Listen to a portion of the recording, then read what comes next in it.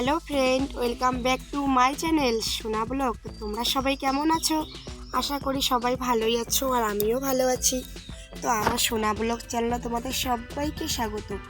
তো দেখো ভিডিওটা সম্পূর্ণ না টেনে সবাই পুরো ভিডিওটা দেখবে আমি গ্রামের মধ্যে কী কাজ করি আর গ্রামে কাজ করতে কতটা কষ্ট না সুখ তোমরা দেখলে অবশ্যই বুঝতে পারবে। আর দেখো আমি যে ভিডিওটা করছি না, তো ভিডিওটা না আমার কেউ ক্যামেরা করে দেওয়ার মতো কেউ নেই। তো আমার ছেলেটা তো করবেই না, আর আমার মেয়েটা তো অনেকটাই ছোট, তো মেয়েটা করতে পারে না ক্যামেরা। তার জন্য আমি কিন্তু স্ট্যান্ড দিয়ে সব খাটিয়ে নিয়ে আমি সব ভিডিও কিন্তু করি। তারপর দেখো আমি সকালবেলা চান করে চলে আসলাম রান্না করতে। আর আজকে যেহেতু আমাদের ধান কাটতে যাবে, লাস্ট ধান কাটা, তো তার জন্য দেখো আমার শাশুড়ি মা আমার বর ধান কাটতে গেছে, আমি এখনও যাইনি। তার জন্য আমি সকাল সকাল রান্নাটা করে নিচ্ছি। ওইদিকে আমি দুটো ডিম সিদ্ধ করে নিলাম আমার ছেলে মেয়ের জন্য, মুরগির ডিম। আর এদিকে আমি ভাতটা বসিয়ে দিয়েছি, কেননা খেয়ে দিয়ে আবার আমিও যাবো ধান কাটতে। তো তার জন্য দেখো আমি ভাতটা বসিয়ে দিলাম। আর এদিকে হয়ে গেল আমার সবজি। তো আজকে সবজিতে করে নিলাম আলুর ডাল শুটকি মাছ দিয়ে। আমার না শুটকি মাছ দিয়ে আলুর ডাল খেতে অনেকটাই ভালো লাগে। আর এদিকে করে নিচ্ছি, তোমার তো দেখতেই পেলে কুমড়োটা, তো ওটা কিন্তু আমাদের গাছের কুমড়ো। তো গাছের কুমড়োটাকে আজকে ঘন্ট করে নিচ্ছি। তো ঘন্টটা করেও নিলাম। তো করে নিয়ে আমি পুজো বানিয়ে করে তারপর গেলাম ওদেরকে ডাকতে, কেননা অনেকটাই রোদ উঠেছে, তো ওদেরকে খাইতে ডাকতে হবে। আর এদিকে আমি যাচ্ছি ডাকার জন্য। তো দেখো আমার মেয়ে অনেকটাই রোদ উঠেছে, তো আমার মেয়েটা কোল থেকে নামছে না। আর দেখো ওকে কোলে নিয়ে যাচ্ছি মাঠের মধ্যে। তো মাঠে এতটা রোদ পড়েছে যে কি বলবো, আর হাঁটাই যাচ্ছে না। তারপর দেখো আমি চলে আসলাম ওদের ওইখানে জমিতে। তো আমাদের জমিটা না একটু বাড়ি থেকে অনেক দূর যেতে হয়। আর দেখো আমি আমার জমিতেও চলে আসলাম, এসে দেখি আমার শাশুড়ি মা আর আমার বর ধান কাটছে। আর জানো তো এই জমিটা না সবার এদিকে ওদিকে ধান কাটা হয়ে গেছে, আর এই ধানটুকু আমার শুধু রয়েছে। অর্ধেকটুকু ধান এর আগে কাটা হয়েছিল, তো ওগুলো সব ঠিকঠাক হয়ে গেছে। আর এই জমিটা এখন ধান কাটা হয়নি, কেননা ধানের জমিটা হচ্ছে আমাদের কাঁটাতারের ধারে। আর কাঁটাতারের না লাইটের আলো পড়ে ধানগুলো একটু দেরিতে পাকে, তার জন্য কিন্তু এই আমাদের ধানটা একটু কাটতে লেট হয়। সবসময় এই ধানটা একটু লেটেই হয়। আর হ্যাঁ, অনেকেই বলো যে হ্যাঁ তোমার শাশুড়ি থাকতে তুমি এত কাজ করো কেন? তো না, আমি ঠিকই কাজ করি, কিন্তু আমার শাশুড়ি মাও কাজ করে। কিন্তু আমার শাশুড়ি মেয়েটা না আমি আর আগের মতো কাজ করতে দেই না, কারণ ওদের কাজ করতে করতে এতটা বয়স পেরিয়ে গেল, আর এখন তো আমাদেরই করে খাওয়াতে হবে। তার জন্যই আমি সবটা বুঝে আমার শাশুড়ি মাকে দিয়ে বেশি কাজ করাই নাই। আর এদিকে আমি ধান কাটতে চাইলাম, তো আমার বর বললো লাগবে না, এক্ষুনি সবাই খাইতে যাব, তোমার ধান কাটা লাগবে না, তুমি একটু ধানের আটিগুলোকে জড়িয়ে নাও। তো তারপর আমি কি করলাম, ধানের আটিগুলোকে এক জায়গায় জড়ো করে নিচ্ছি, কেননা মেশিন আসবে এখানে, মেশিন এসে আবার ধানগুলোকে ঝরিয়ে দেবে। তো তার জন্য আমি দেখো একটু দূর এইতে জমি একটু দূরে, তো ওইদিকে আটিগুলোকে জড়ানো হচ্ছে। তো আমি ওইদিকে আটিগুলোকে নিয়ে যাচ্ছি। আর জানো তো এত রোদে ওরা এতটা খাটনি করছে, তো আমিও একটু সাহায্য করলাম। তারপর দেখো আমি অনেকগুলো আটি এখানে জড়ো করে নিলাম। তো জড়ো করে নিলাম এইখানে ধানগুলোকে ঝরিয়ে নিয়ে তারপর বাড়িতে নিয়ে গিয়ে রোদে দেব। এটাই হচ্ছে আমাদের গ্রামের পরিবেশের কাজ, যেটা যারা গ্রামে থাকো তারা তো অবশ্যই জানো যে গ্রামে কতটা খাটনি করতে হয়।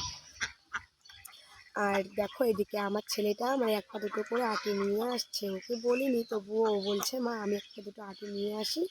তো বললাম নিয়ে আয়, কী করবি। তো তারপর না আমি কী করলাম, তারপর আমি জমি থেকে বাড়িতে চলে আসলাম। তো আমিও আসলাম, আবার সবাই আসলো। এসে কি করলাম, এসে বাড়িতে এগুলো সেদ্ধ করা ধান ছিল, তো ধানগুলো শুকোয়নি। তারপর আমি ধানগুলোকে শুকোতে দিলাম, আঙ্গিনার মধ্যে ধানগুলোকে বের করে দিয়ে দিলাম। তারপর এদিকে আবার গরুকে জল খাওয়াবো বলে বড় গরুটা তো বেঁধে দিয়েছে জমিতে, আর বাছুরটাকে ছেড়ে দেবো। বাছুরটাকে বাঁধানো আছে, তো ওকে জল খাইয়ে বাছুরটাকে ছেড়ে দেবো। আমাদের গরু কিন্তু কয়েকদিন আগে একটা বিক্রি করে নিয়েছে, আর এখন আছে দুটা গরু। তো এই বাছুরটা না আমাদের অনেকটাই ভালো, আর বাছুরটা না ও এতটা শক্তি দেখায় যে আমার সঙ্গে সবসময় যুদ্ধ করে। ওকে একটু যদি দড়ি থেকে ছেড়ে দেই, তো আমার সঙ্গে এসে ও একটু যুদ্ধ করে, ও আমার সঙ্গে খেলা করে, ও এতটা যে বদমাশ।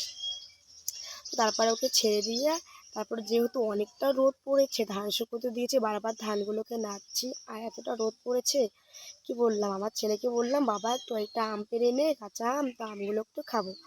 তো তারপর আমার ছেলে না কয়েকটা আম পেড়ে দিল, তো আমগুলোও দেখি এগুলো আমও পেকে গেছে। এখন কাঁচা আম গাছের মধ্যে কম পাওয়া যায়, কেননা অনেকটা রোদ হয়, তো রোদের মধ্যে না সব আমগুলো পেকে যায়। তারপর ওর কাছ থেকে আম পেড়ে নিয়ে আমি একটু লবণ লঙ্কা দিয়ে খেয়ে নিচ্ছি, আর ওদের মধ্যে না আম খেতে অনেকটা ভালো লাগে। তারপর এবার এদিকে শুধু ধানটা শুধু তো সেদ্ধ ধানটা একটু গরম করারই ছিল, তো অনেকটাই রোদ পড়েছে না, অনেক দু তিনটা মানে এসে দেওয়ার পর ধানটা শুকিয়ে গেল। তো শুকিয়ে গেল, আর বেশিক্ষণ রাখলে তো চালগুলো ভেঙে যাবে।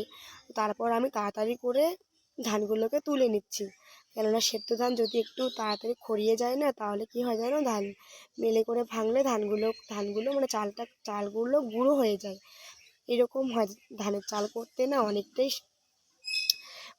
ইসে হয়। তারপর দেখো আমি ধানগুলোকে তুলে নিচ্ছি, আর অনেকটাই রোদ পড়েছে, বারবার ধানগুলো তুলছি আর ঘরের মধ্যে গিয়ে ফ্যানের হাওয়া নিচ্ছি, কেননা ফ্যানের হাওয়া না নিলে না একটু রোদে থাকতে পারছি না।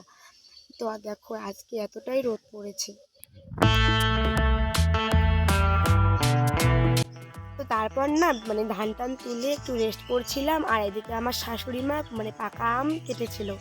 তো পাকা আম কেটে ঝালা করে সবাইকে বলছে খাবে, তো আমি যে কাঁচা আম খেয়েছি আমার শাশুড়ি মা কিন্তু জানে না, তো আমি চুপ করেই খেয়েছিলাম। তারপর একটু খেয়ে নিলাম, আর এদিকে দেখো এখন বিকেল হয়েছে, বিকেলবেলা আমাদের বাড়িতে আমার ছেলের প্রাইভেট মাস্টার এসেছে, ওদেরকে টিউশন পড়াচ্ছে, আর এদিকে আমি একটা ভিডিও করে নিলাম। তো দেখো ছেলে মেয়েরা সব পড়ছে, আর আজকে অনেকটাই গরম পড়েছে। মাস্টার বলছে যে আর বেশিক্ষণ পড়াবো না ওইভাবে। তারপর স্যার চলে গেল, আর এদিকে আসলাম আমি, আর এখন বাজে বিকেল 4টে। তো জানো তো কালকে হচ্ছে আমাদের আজকে যেহেতু শুক্রবার, কালকে হচ্ছে শনিবার। তো শনিবার আমরা নিরামিষ খাই, শনিবার আর সোমবার আমরা নিরামিষ খাই। আর যেহেতু আমাদের গ্যাসটা ফুরিয়ে গেছে, তো তার জন্য আবার উনুনে রান্না করতে হয়। আর দেখো আমি কালকে কাজটা আজকে করে নিচ্ছি, কেননা কালকে আবার যে ধানগুলোকে আজকে কেটে নিলাম, আর কালকে ধানগুলোকে ঝরিয়ে নেবো, শুকোতে দিতে হবে, অনেকটাই কাজ। সকালবেলা উঠে ওগুলো করতেই সময় চলে যাবে। তো তার জন্য আমি আজকেই রান্নাঘরটা মুছে নিচ্ছি, কেননা কালকে সময় পাবো না। তো কালকের কাজটা আজকে করে রাখলে করতে তো আমাকেই হবে, তো তার জন্য আমি একটু যেহেতু ফ্রি আছি, তো তার জন্য আমি ঘরটাকে মুছে নিচ্ছি, চৌকাগুলোও মুছে নিচ্ছি। আর মুছে নিয়ে তো আমাদের জানোই তো গ্রামের বাড়িতে তো এরকম খাটাখাটনি করতেই হয়, লেপা মোছা, জামা কাপড় ধোয়া, আবার অনেক কাজেই থাকে সব সময়। আর আমাদের কৃষক লোকদের না কোনো কাজের শেষ নেই। আর আমি যতই না কাজকে ছাড়তে চাই, আমাকে কাজ কিছু ছাড়ে না, এটা করে এটা করতে হয়, এটা করে এটা করতে হয়, কাজ আমার কিছু ছাড়ে না। তো কী করবো, গ্রামের বউ হয়েছি তো কাজ করতে তো হবেই। আর আমরা তো আর টাউনে থাকি না যে শুধুমাত্র ঘরের মধ্যে থাকবো, ঘরটাকে গুছিয়ে মিলিয়ে রাখবো। আর এভাবেই আমি কিন্তু আমার শাশুড়ি মা থাকার সত্ত্বেও আমার সংসারের সমস্ত কাজ আমি A to Z পর্যন্ত সামলিয়ে নেই। তো দেখো এখন আমার হাঁড়ি কড়াইগুলো মাজা হচ্ছে, আর হাঁড়ি কড়াইগুলো মেজে আবার তোমাদেরকে না আবার বিকেলের কাজ, রাত্রের কাজ দেখাতে পারলাম না, কেননা এতগুলো কাজ দেখাতে গেলে না অনেকটাই কি বলবো, অনেকটাই সময় লেগে যাবে, আর ভিডিওটা অনেকটাই বড় হয়ে যাবে। আর তোমরা যদি কেউ আমার সারাদিনের কাজকর্ম দেখতে চাও, তো কমেন্ট করে বলবে যে তোমাদের সম্পূর্ণ কাজ দেখতে চাও। আর জানো তো ক্যামেরা ধরার জন্য না আমি সম্পূর্ণ কাজ তোমাদের দেখাতে পারি না, কিছুটা করে তোমাদেরকে দেখাই। তো বন্ধুরা, ভিডিওটা তোমাদের কেমন লাগলো, ভিডিওটা এই পর্যন্ত। তো ভিডিওটা ভালো লেগে থাকলে লাইক কমেন্ট শেয়ার অবশ্যই করবে।